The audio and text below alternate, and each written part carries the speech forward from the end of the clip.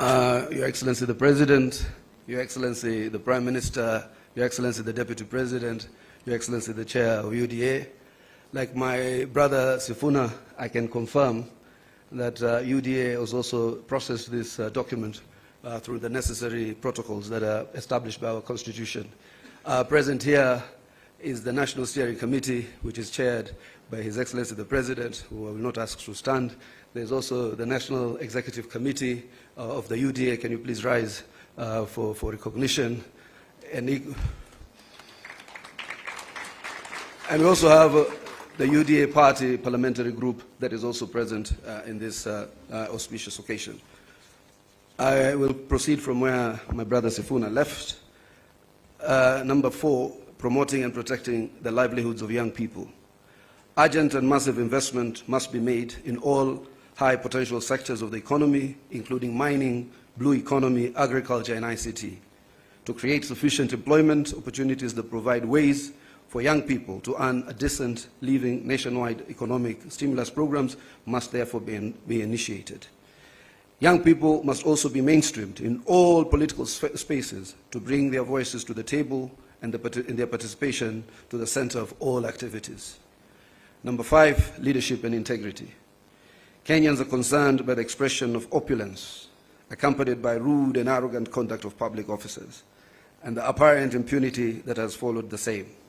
It must be enforced that the demeanor of public servants needs to reflect the dignity of their offices and the respect owed by them to the citizens of the Republic of Kenya. We must also urgently provide a legal and institutional framework for addressing conflict of interest among public servants.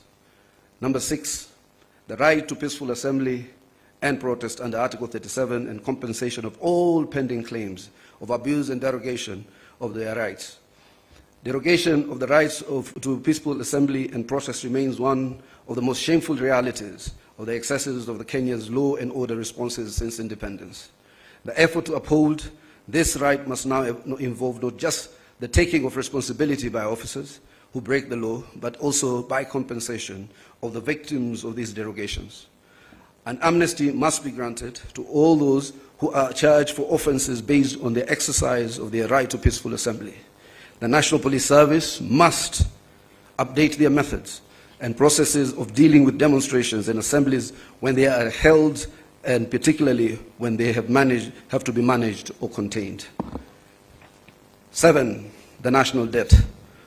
The urgent audit must be conducted of how much has been borrowed in the past and how it has been used. Going forward, we must stop the ballooning of the national debt and ensure accountability for future borrowing. Lastly, we must ensure that borrowed money is used in all manners that grants an equitable benefit to all Kenyans in every region of the country, since payments are made by all from taxes regardless of their locations. Number 8, the fight against corruption. Kenya needs to move from talk to action.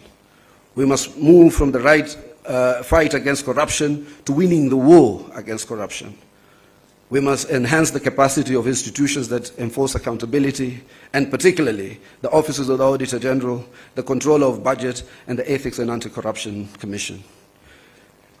9, stopping wastage of public resources and promoting government efficiency. A new ethos of public expenditure in both national and county governments must be inculcated in a manner that promotes austerity, justification, and effectiveness in the use of public resources.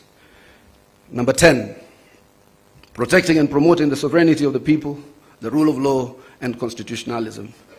The rule of law requires that government and its officers to obey court orders and only challenge the validity of judicial pronouncements through legal processes.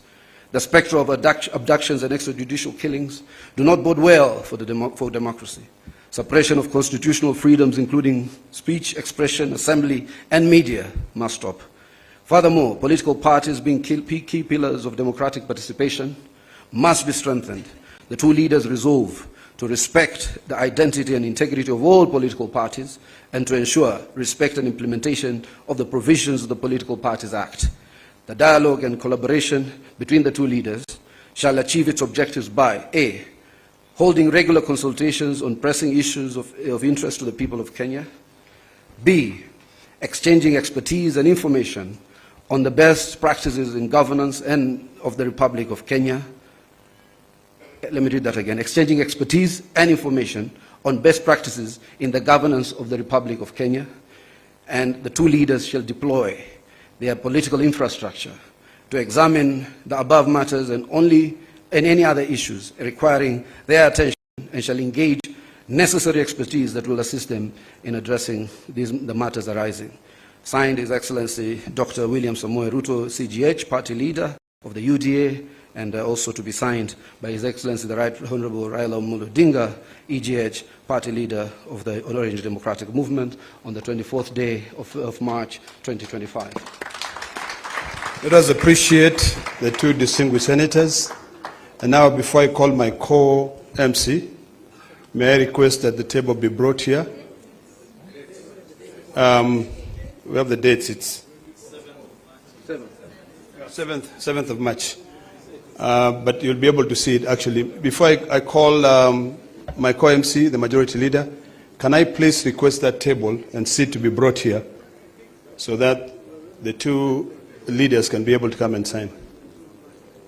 And now allow me to hand over the mic to my co-MC, a man I couldn't see eye to eye, but now I'm seeing eye to eye, Kimani Ichung'wah, to take over from there. Thank you very much. Thank you, my co-MC, Senator Ledama. Your Excellency.